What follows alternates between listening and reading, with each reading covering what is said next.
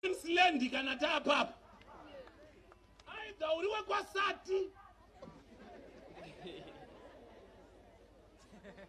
Kana kuti uriwe kwa tens. Praise the Lord. Praise the Lord. Now, rega nditsana kure upenyu watakapiwa na baba. Ndo wandati kuti nyaya ibatike. Handi kwakagadzirwa munhu. Tione kwa zvakabva nekwa zvakatangira. Ndo panzi Jehovha Mwari ndobva aumba munhu neguruva refu. Ndobva afemera mweya weupenyu. Ndo panototangira nyaya ibaba. Kune mweya yakasiyana siyana. Koita mweya weupenyu. Baba vanopa mweya unounza zvipenyu. Baba vanopa mweya wezvipenyu. Ngatitsanangure ishona yabuda pachena. Tonyatsoita ongororo tsvakiritso kuti saka statement iri kureva kuti kudii. Iri kureva kuti kana baba vaine tsika yekupa mweya mupenyu, kureva kuti kunogona kupiwa mweya wakafa. Mweya wakafa watopiwa. Chinhu chotorarama chotofamba. Ndokuprovira. Ukangofamba ibaba pambera. Pa chapter 3 pataverenga pana Genesis. Unozonzwa Mwari vachitaura zvikanzi Adam, kana uchizenge wagara mugarden pane muti wandisingade kuti udye. Nekuti nemuzuva rauchadya muti iwoyo, uchadii zvako? Uchaita sei? Ndobva Adam naEvha vadii? Vakabva vafa here? Vakararama? Vapenyu here kana kuti vakafa ipapo? Vafundisi kandi munoita theology tibatsirei. Vakafa here Adam naEvha pavakadya? Maita baba ofasi, anya ofasi vakafa pamweya. Zvino mweya kandiye munhu. Tava mweya usati wafemerwa, changa chakangoungana ari madhaka. Ndozvataurwa neBhaibheri. Kusvika baba vafemera. Saka chinorarama pamunhu mweya. But Adam apedza kudya, unonzwa kuti akadzingirwa kunze kwemunda. Aikoko ndobva dzatozvara wena. Dzikatotongotonzi baba Seti, baba Cain, baba Abel. Idzo dziri chitunha. Mudhara akatarisa ari kutaura kuti pauri Adam hapasisina chipenyu, wafa. Iye zvikubhamba zvako uripo here? Kunyang'anya zvako human hair ndiyo, rumba tanyera ndizvo, uripo here? Kana kuti upenyu chaiwo wakapapwa wakaenda. Saka Adam dzakadzi itofamba we. Asi pamberi paJehovha Mwari adii zvake? Afa. Zvotoreva kuti tinogona kuita dzimwe shasha dzinotosevha dzitori panhingirikina kutoita mupurisa pasapota, but dzakafa kare. Dzichisalutwa, mapurisa achisaluta chitunha. Zichitonzi, good morning sir, we have brought your cup of coffee for breakfast at your tea time sir. Tea nemajarini zvichidyiwa nechitunha.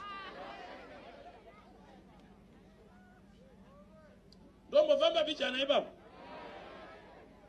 Saka kana muri kuti chitunha, muri kuti nhaye mudhara. Ndiri kuti chinonzi chitunha anenge ari munhu achinenge achiri nemapatsa ake sezvandakaita izvi. Asi chinenge chafa paari masenses anodefine munhu. Sense of sight hapasina, sense of hearing hapasina, sense of smell hapasina, hapana zvese zvinenge zvakadii zvazvo zvakafa. Kureva kuti muEast View ndikatanga kutsanangura nyaya iyo tichanhonga zvitunha zvakati oh.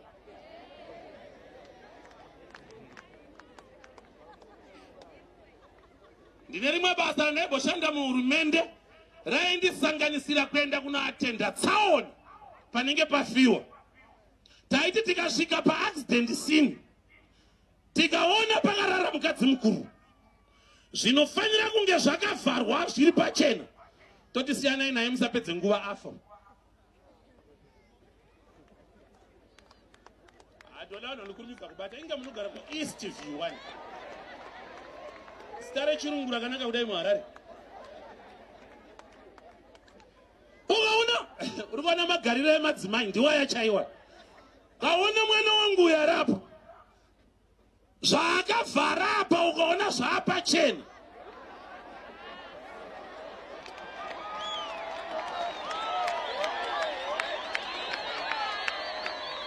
Ndava process yechinonzi chitunha haisi complete kusvika taita inonzi body viewing. Chitunha chinoita inonzi body viewing. Mamutora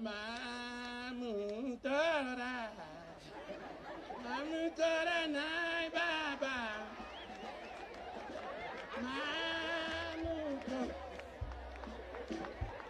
Mamutora.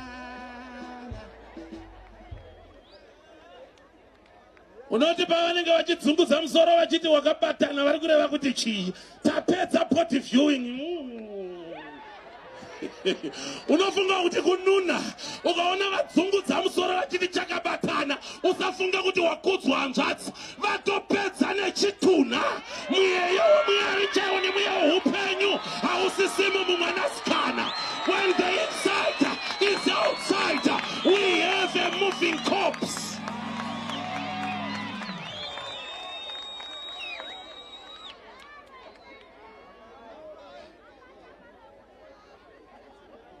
Shaya pekufamba takatarisa tanzwa baba mandizvidza nemabody viewing kutarisa kuleft kune chitunha kuright kune chitunha.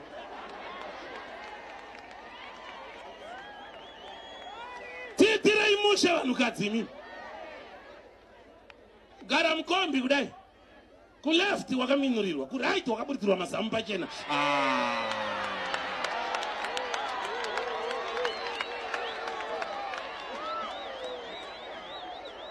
Nyika yanangepi definition yezvizvi ndeyekuti varume ndo fashion here, varume ndo modernity here, kana kuti pafiwa.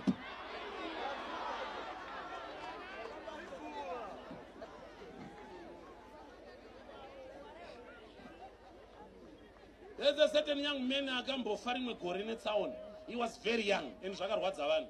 Mumwe munhu akataura mazwi andakabata panhamo ipapo zvikanzi apa tabirwa. Hanzi he had a brighter future apa tadi zvedu tabirwa. Neniwa kubata microphone kudai ndiri kuteera zvakabiwa. Vanasikana vedu havachanyara takabirwa. Vanakomana vedu havasina respect takabirwa. Aha, vana baba vedu vakafa meso, dress rese rikapfuura apa. Brain dzavo dzafa mazuwano. Language haichaziva kuti kuna mbuya, kuna hanzvadzi, kuna tete. Wese ane skete mukadzi muchokocho. Takabirwa ubaba hwemadzibaba. Aizvi, ndiri kutoreva iwewe manherana. Haunyare kunyepera mukadzi kuti ndiri overtime kubasa. Iwe uri muno dzokera kumba ku Grandview. Zuva radoka.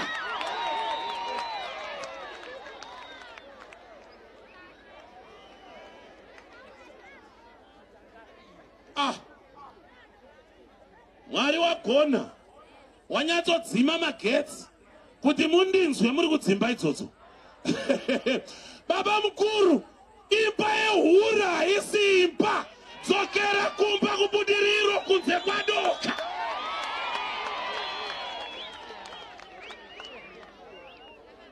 Ndopa unoona iye wacho ashanyirwa havingwa kuti dzatacha hadzichakakata. Kuti munanikwa mune boyfriend yangu. Chirebvu chakazara mupunga kunge chahama ndizvidza ndo zvakaita mabhoyi izvo. Chitunha hachirizine kudifferentiate black from white. Sense of sight hapasisina. Vanamai vedu nehanzvadzi dzedu hadzisisina meso, dzakabirwa.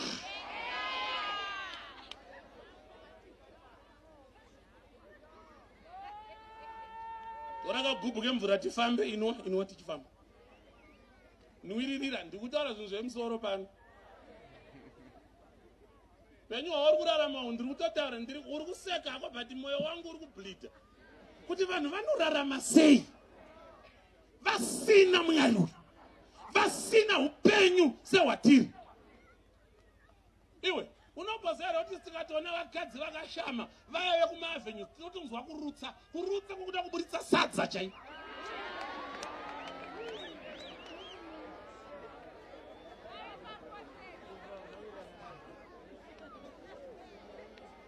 Murume mukuru unotenga wapfuura nepana 30 paya waita short time usati wauya kumba. Haikona kudaro mani baba Adikson, uri munhu wokuziva iwe, ita kwazvo. Ndajariro nehanya dzakaendepo zausikuona kuti wadonhedza kg yenyama.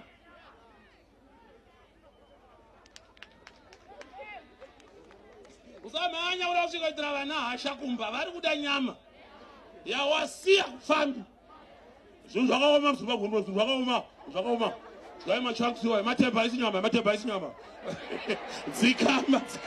Vana vari kuda nyama. Machaks haisi nyama.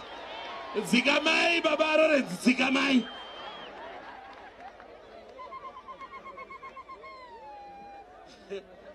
Ibaba manje ndopa ndinowanzotaura imwe isingadiwe nevakawanda yekuti kune vanonzi marombe nemurombo. Munovaziva kavana? Munhu wanika? Munhu wana asi tu.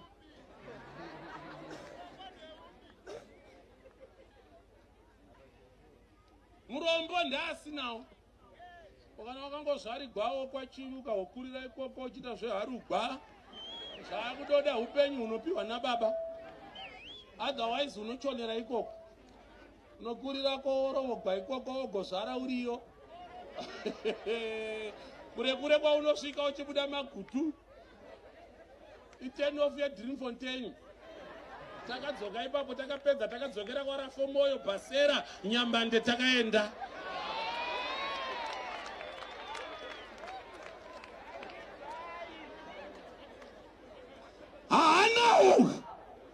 Hana asina hadi zvake, hana vakomana.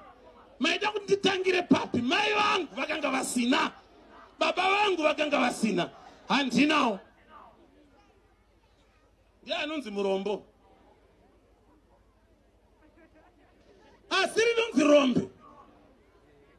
Rombe nemurombo tikavati isai maoko muhomwe, vese vari kuenda kundotibatira chidya. Homwe hapana chekutambisa muhomwe. Isu vamwe urombe hwakaenda ohona yatobuda. Muhomwe munofanira kubuda zvinhu.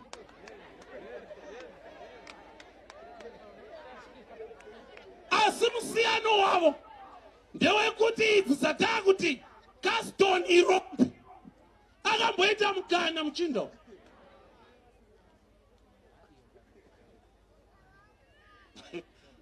Vakaita mahiro. Vamwe muri vana vemarombe pana. Vana baba venyu ndo vakaita mapayaniya ekufa nemukondombera. Vakairova chazo. Mabauwa iwe ndide Vekunyanga nemakonzo inandimba iye.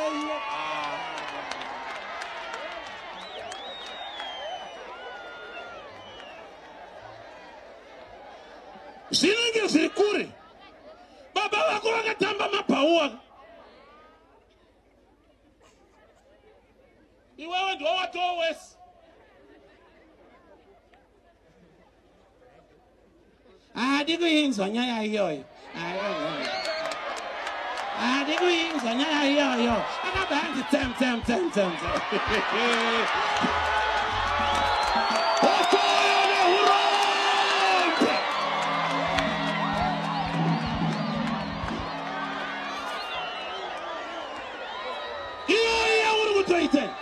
Inotonzi urombe loading. Iyoyi. Kaya ke pa computer kanodai kaya. Kari kuto loading.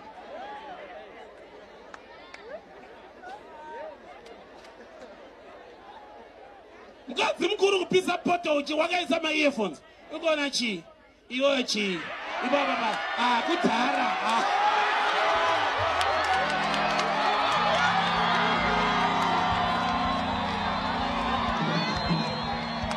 Mayesiyati.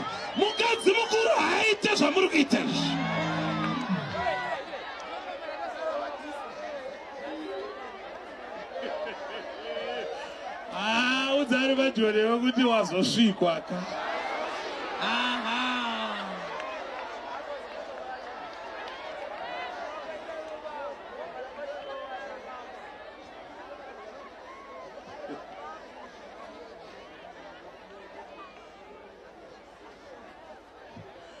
Praise the Lord. Praise the Lord. Maka wanepi upenyu. Dawa wamanga mapiwa na baba. Dawa kuti uwe mwenye ya mupenyu. A living spirit. Kuna kwa mana wakaru wakanamba kandoda masana ndi majesman. Ndiri mwana wemepo. Tinopinda nebadi noda. Tichibuda nebadi noda. Weya.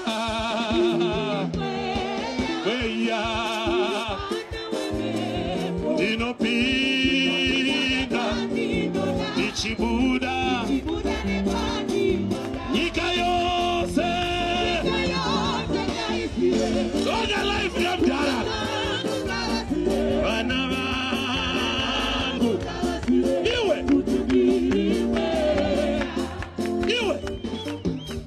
Kuneka life katinopiwa na mtara. Kekuti panda nanga dinopinda ne hip-hop. Mutara wangu Moses ndoka airarama.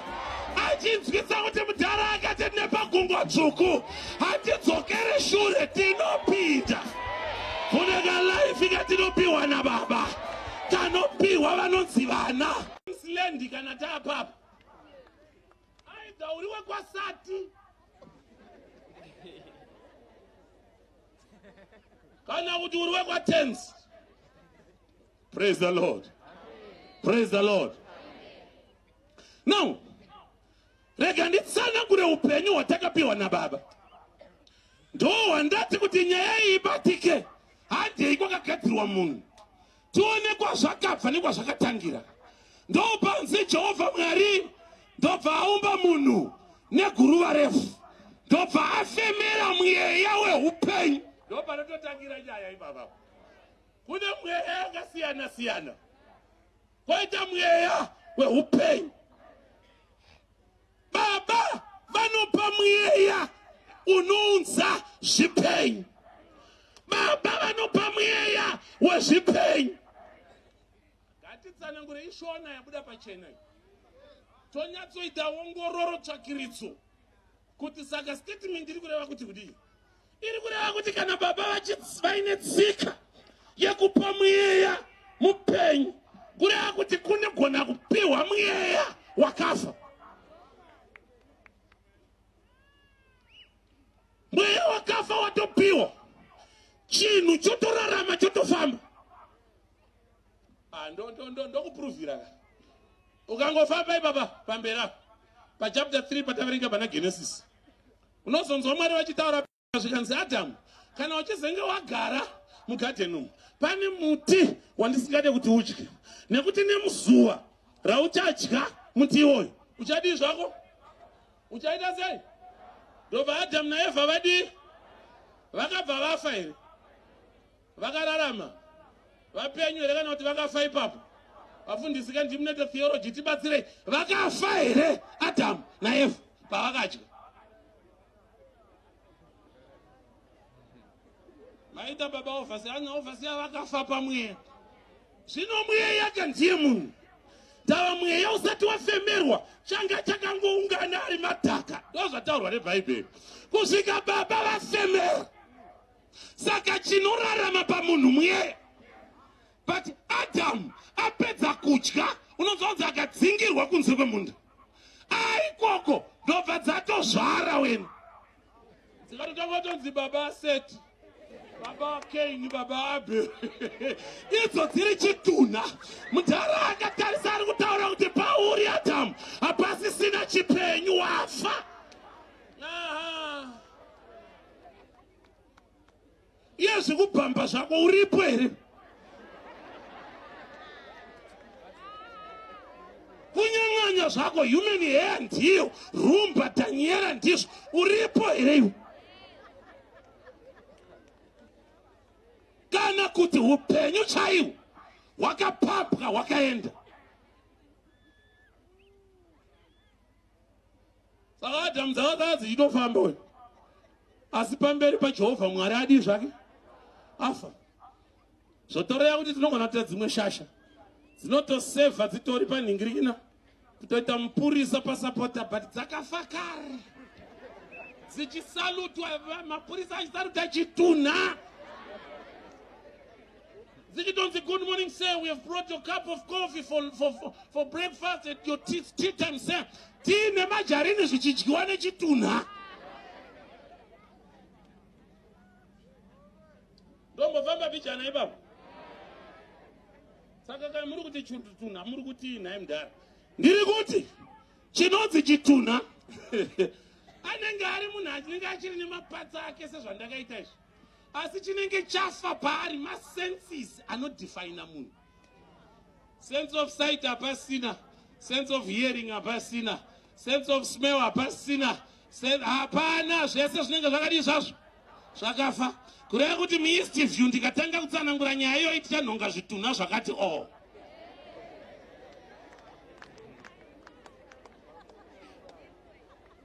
Ndine rimwe basa randaiboshanda muhurumende raindisanganisira kuenda kunoatenda tsaona panenge pafiwa.